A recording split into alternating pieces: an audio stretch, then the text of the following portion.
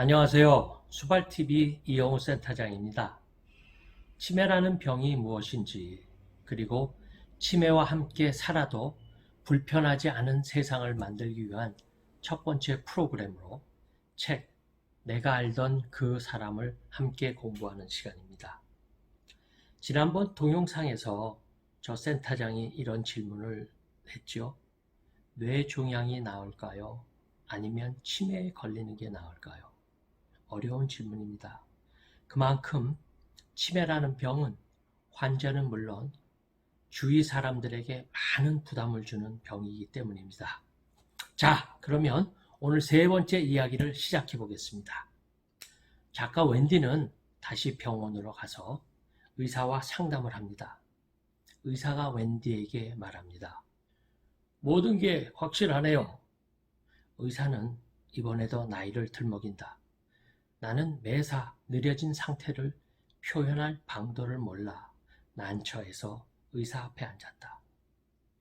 치매는 초기에도 상태가 나쁜 날에는 사람 이름과 얼굴 그리고 장소를 떠올리지 못합니다. 매일 만나는 사람의 이름이 생각나지 않는 경우를 일반인인 우리는 상상하기가 쉽지 않지요. 더구나 웬디는 넋이 나갈 정도로 업무 처리 능력이 탁월했던 간호사였습니다. 그렇기에 치매라는 사실을 인지하기가 더욱 힘들었던 것입니다. 웬디는 책에서 독백으로 이런 말을 하기도 합니다. 넌 복잡한 도시의 부산함과 소란스러운 분위기를 사랑하지. 반면에 난 어떤 날은 창밖 경치를 몇 시간이고 넋놓고 바라봐. 그냥 보기만 해. 가만히. 말없이. 여러분은 치매에 걸린 어르신이 아무 말 없이 허공을 바라보는 것을 보신 적이 있나요? 그때 그들의 머릿속엔 어떤 생각들이 움직이고 있을까요? 웬디는 또 다른 병원에서 많은 검사를 받으며 이런 표현으로 자신의 상태를 말합니다. 머리에 반에 목화솜이 든 느낌이. 웬디가 말하는 머리에 반에 목화솜이 든 느낌을 여러분은 상상할 수 있나요? 그리고 웬디는 다음 테스트를 받습니다. 언어 장애가 생긴 지 얼마가 됐나요? 치매 환자에게 언어 장애가 갑자기 오지는 않는다고 저 센터장은 생각합니다. 그저 그것을 인지를 못하고 오랜 시간 지나간다는 것이죠. 그저 나이 탓으로 돌리면서. 특히 기억력이 남보다 좋았던 사람들에게 치매라는 병은 인식하기가 아주 쉽지 않습니다. 센터장의 어머님도 젊으셨을 땐 전화번호, 사람 이름 등을 수첩 없이도 모두 외우고 계셨는데 이제는 기억력이 많이 쇠퇴한 듯이 보입니다.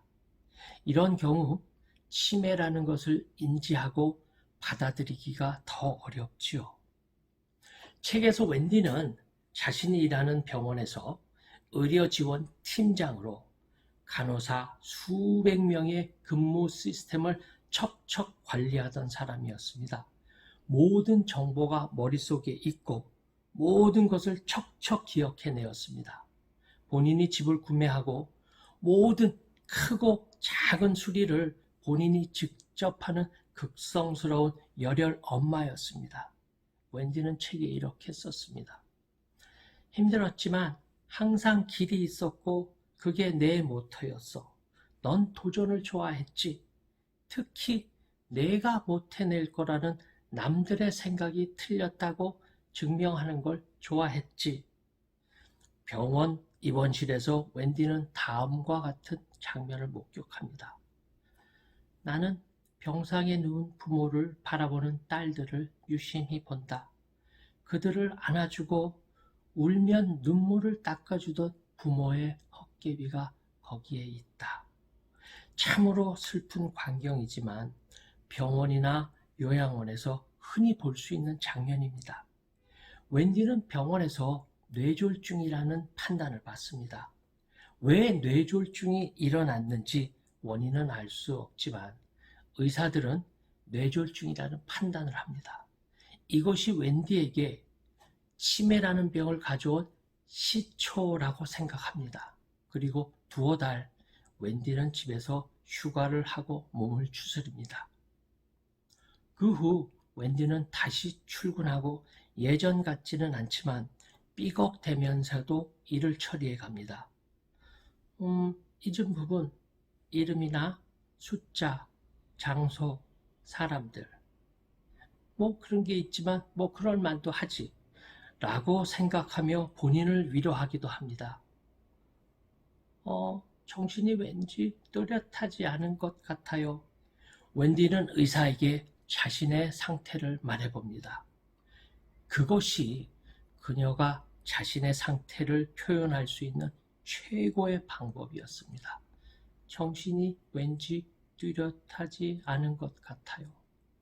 웬디는 한 달 후 임상심리사 조와 함께 몇 가지 테스트를 받습니다. 조는 웬디에게 세 단어를 말해주며 상담 말미에 다시 자기에게 말해달라고 합니다. 하지만 웬디는 테스트 말미에 그 세 단어를 기억해내지 못합니다. 웬디는 당황하고 그 단어들을 기억하려 눈을 위로 굴리며 애를 써봅니다. 하지만 아무것도 끌어낼 수가 없습니다. 그러자 심리상담사 조는 웬디에게 이런 조언을 해줍니다. 겁먹지 마세요. 혼란스러워지면 안개가 끼고 주변이 낯설어지지만 기억해야 할 가장 중요한 것은 겁먹지 않는 겁니다. 안개가 걷혀서 세상이 다시 또렷해질 시간을 주세요. 그러면 괜찮아질 겁니다. 그리고 12개월 후 다시 만나자고 말하며 헤어집니다. 자, 오늘은 치매가 어떻게 진행되는지 공부해 보았습니다. 웬디가 치매와 어떻게 함께 사는 삶을 이루어가는지 다음 시간에 더 공부해 보도록 하지요. 수발TV 이영호 센터장이었습니다. 오늘 하루도 여러분 겁니다. 화이팅! 그리고 굿데이!